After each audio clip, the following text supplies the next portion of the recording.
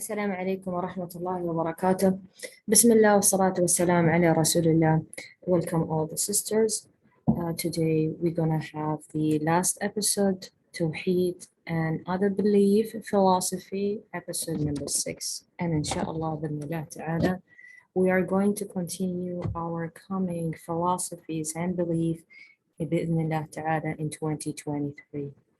So therefore, we hope that you've enjoyed or benefit some of the information that you gathered about the belief from different nationalities.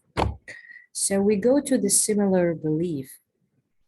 We already took last time about the Hinduism, and now we're showing you the comparison between the Hinduism, some of the belief that has the same similarities, like the Hinduism and the Buddhism and Jainic belief. They're almost similar and they have a different nickname for them, but you can see from the sign who recognize them. So subhanallah, you can understand from the logo which they have.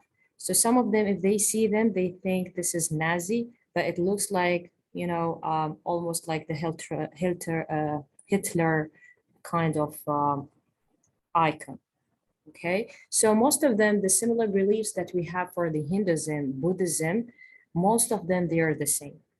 So just to recall what we had, because it will benefit us about today's topic. So actually, the Hinduism, as we know, that they believe in Mahavira, and they believed in the karma and nirvana. The same, also the Buddhism, they have the same karma and the same nirvana. And then if we come to the Jainic belief, they have the same thing and they have the karma. But what's the differences between them? Because all of them who adopted the karma, they have to accept reincarnation. Yeah.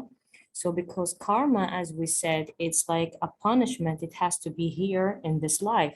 But if the punishment is not occurring, so the human or the soul has to go within the loop of the reincarnation.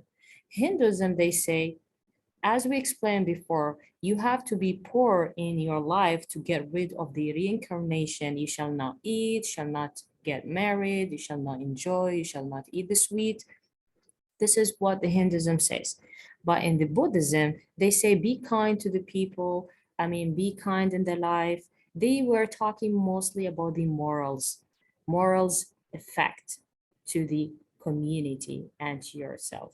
But the only differences between the Buddhism and the Jainic and the Hinduism, the differences between them is that the Buddhism, they narrow the reincarnation. For example, the Hinduism, they said the human can be, or the soul can be in anything. It can be in the animal, in the ants, in anything, in the fly, and so on.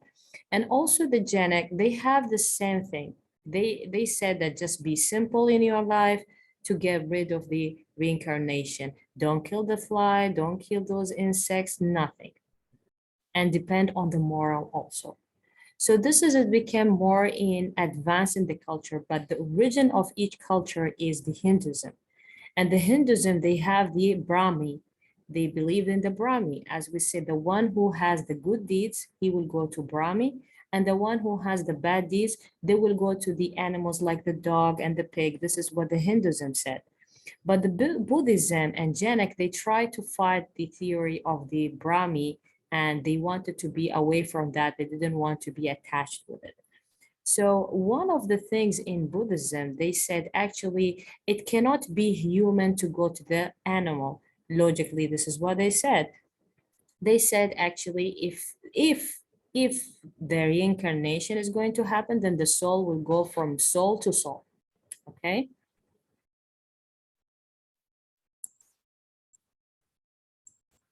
Yes. So the soul will go from a soul to soul, subhanallah. Yani as a human to human. And we have also the North China. In North China, they divided. The Buddhism actually, they divided to the north, and the other one, they divided to the south. The South China, they believe more in the morals. They didn't want to go with the Buddhism thing more. So they just focused on the morals. Mostly they left all this the reincarnation thing. They said, okay, we just want to do the moral thing. So most of them, like in Burma, Sri Lanka, Cambodia, Thailand, Vietnam, those are the one who went with the moral. So actually the Buddhism, they divided into two, to the north and the south. To come in to understand the north of China, whereas the Korea and the Japan, and the other side of the Buddhism, we have the south of China, Burma, and Sri Lanka. What happened actually, and what made the division? The north of China, they denies there is a soul completely. They don't believe if there is a soul. He denies that the human can be specially, the human shall not use the word of me or I like an ego in myself. So you shall not show yourself to the people. You have to be humble. This is what they say. And they denies anything about the nafs. Anything about the nafs, they deny completely about it. This statement made the people to be divided into two because they're asking a lot of questions, and everybody talks about the reincarnation, and then suddenly you're come with the theory. In the Buddhism, it talks about the reincarnation, and then suddenly you're saying you don't believe in the soul. So why there is a contradiction? So people, they started divided into two. So it wasn't clear to them because Buddha by himself, he wasn't clear in his statement. One time he said there is a soul, and one time there is no soul. So people, they have been divided. And so the other side of the people of the South, they say human is an illusion. Now those they say yes or no, there's a soul, and the other side, they say it is an illusion. And it consists of five things, that the human is consists of five things: the body, sensation, feeling, energy, and thoughts. So even if you open in their books, you will find such a kind of, if you talk about the medication, the ancient medication, they always talk about these kind of the five elements always. If it is not the same elements, then they will exchange it with another elements, like for example, the fire, the water, the air, the sand, and maybe you can say about the wind. Okay, so you always have five elements. In each one of them, they have a different philosophy. They describe the soul as a desire. If it wants to travel to another body as a reincarnation, it's up to it. It depends on the desire, but it's not a must. This is what they say. So a human is like an illusion. And also the Buddhism, if we just go to a little bit of the history of it, Buddhism appeared after the Brahmi. The Hinduism belief in the 5th of century. Buddha means scholar in their language. Buddha means scholar. He got married in the age of 19. Then he divorced his wife to be asceticism, just to be like a very simple, and meditation. And then he passed away in the 480 before century. Buddha script, actually, when they wrote it, it is origin from the Hinduism. So if anything that is not understood in the Buddhism, they have to go back to the Hinduism script. Now, Buddha, or sometimes they write it with, because we say Buddha as TH, but some of them, they write it with double D. So the Buddha belief refused to explain what is nirvana in general, okay? So the nirvana explanation, where is it? So Buddha actually, he refused to explain it totally. So even people, when they ask him, where is nirvana? There's no explanation. But in general, if we go to the books or the old script, so they say that the nirvana actually helps the human to die and do not come back to the life again, because this is a way of getting away from the reincarnation, saving the nation from the karma thing, okay? And also they say that Buddha believed that the God can be any image of human to purify the human, not to stay in it. So actually they are not accepting or not approving that the God can stay in a human's body. It's just like they're saying that the God can be shaped in any human shape. So it's almost the same as in Christianity. Also, you can find that, subhanAllah. So actually, the nirvana is the final destination, and it has a lot of things, the same as the act of the yoga thing, and you have the colors and everything that the soul is linked to each color. So when we see such kind of things, we need to be careful because some people, they come and explain about the colors and the colors, this is makes you like this or it makes you like that. Okay, we understand, subhanAllah, the colors, of course, it has an effect in a human, but we shall not take it as a very, serious matter in a way that it is the end of the world. If you put, like, for example, any of the colors that is not mentioned in the book of philosophy, so some people, they feel like they unbalance and they will start explaining and they will start, these kind of things, which is not needed. Because some of the people, what do?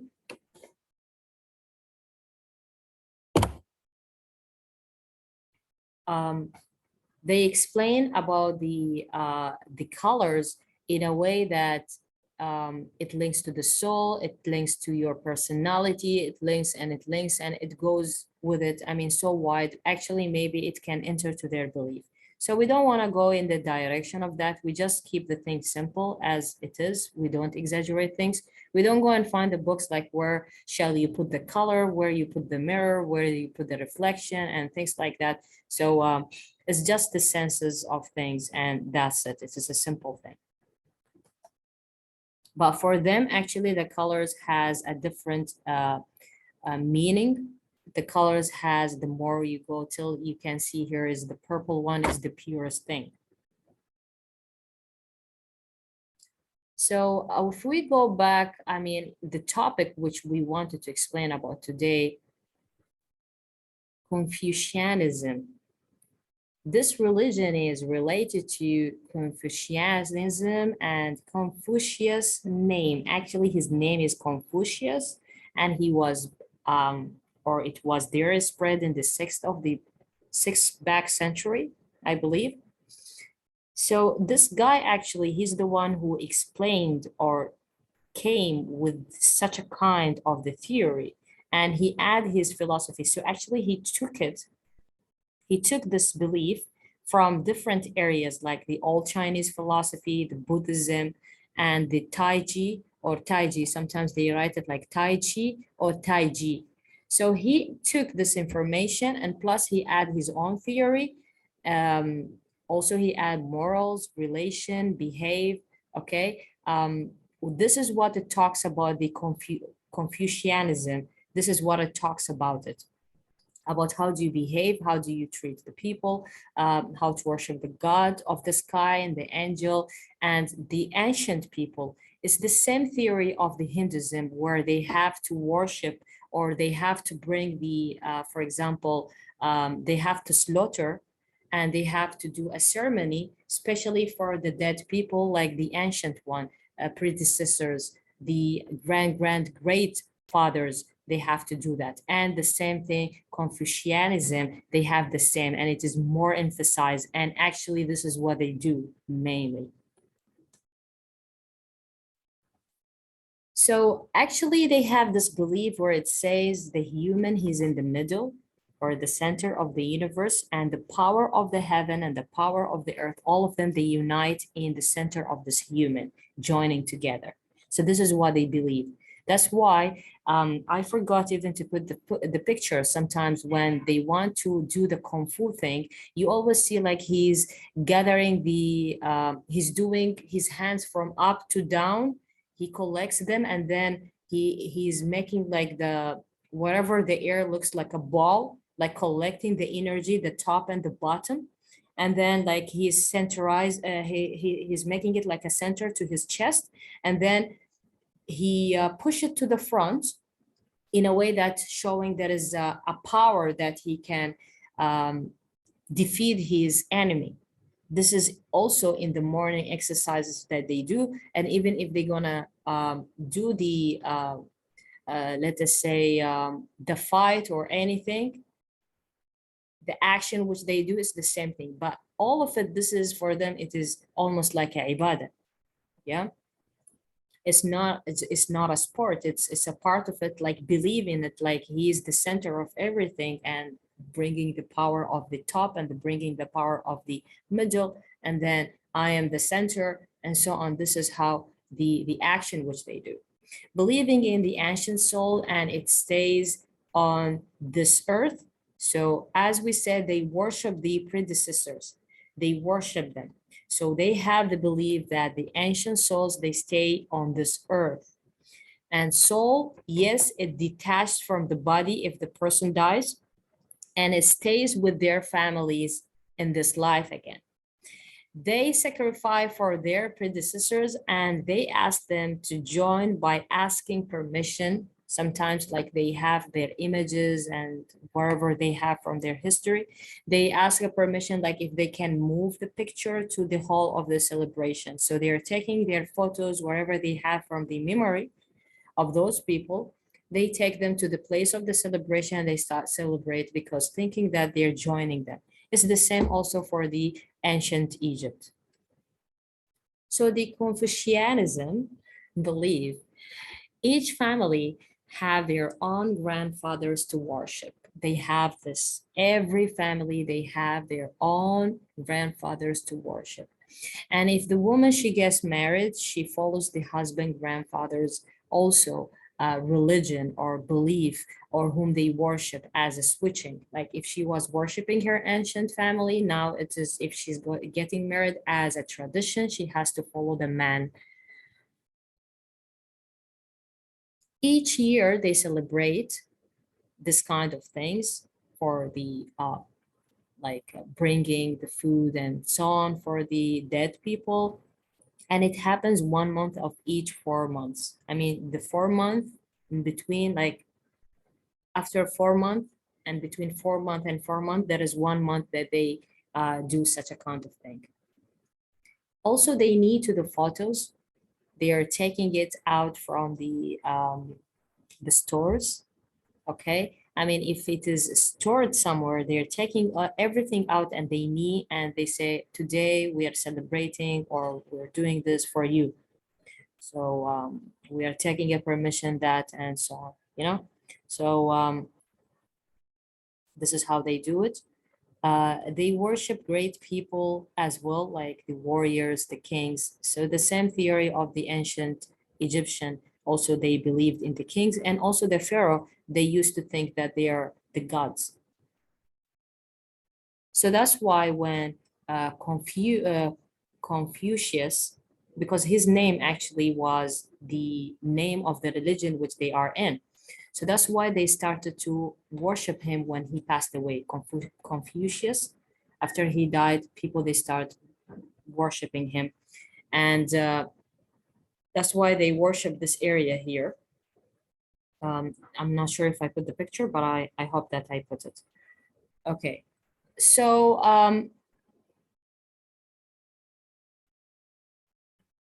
they celebrate how? By dancing, singing, music, and also from their belief that to worship a great people is a must. It's a must. You have to do that. It's not like an option. Okay. They don't believe if there is a paradise, not a fire. Okay, so it's almost like the Hinduism thing, right? Because the Hinduism, if they believed in the punishment, hell and fire, they wouldn't do the karma thing and reincarnation, and people, they go up to Brahmi, and then the people that they go to the animals as a punishment. So if they believed in that, the qadar and the hisab, then they wouldn't be in this stage. Yeah.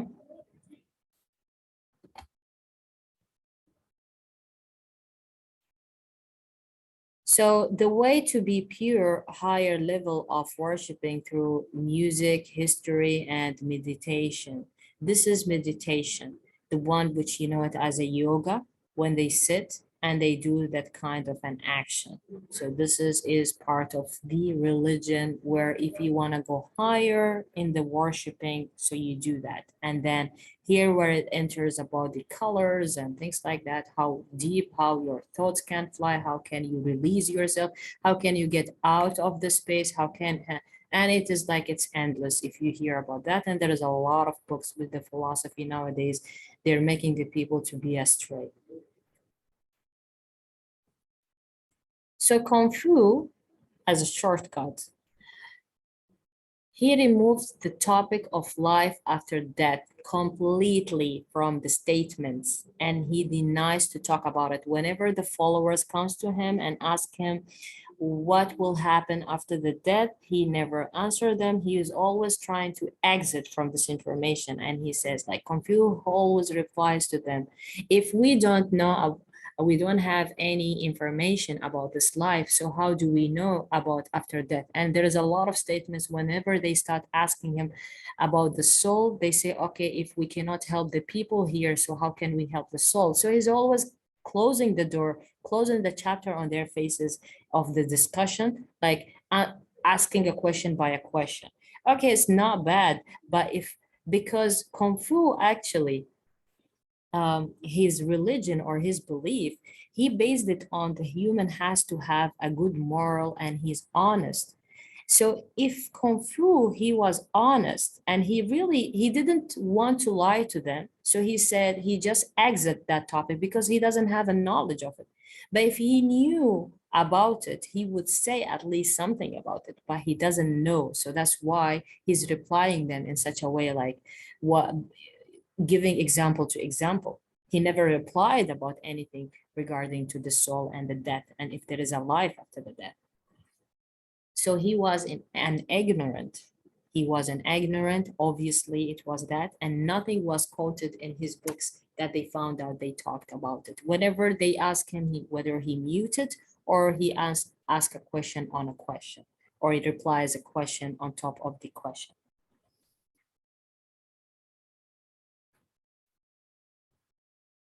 So this is for today, Bismillah ta'ala.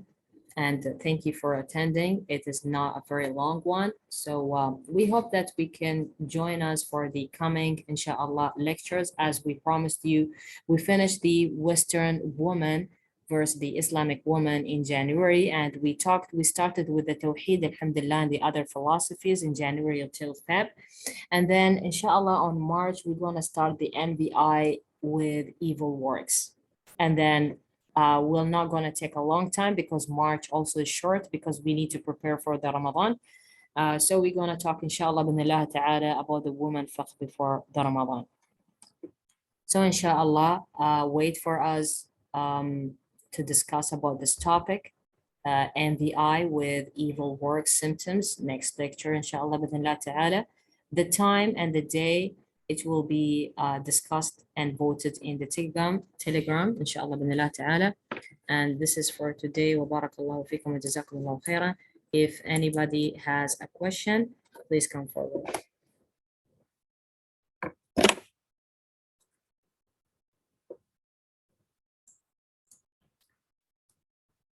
Barakallahu fikum for whoever who attended.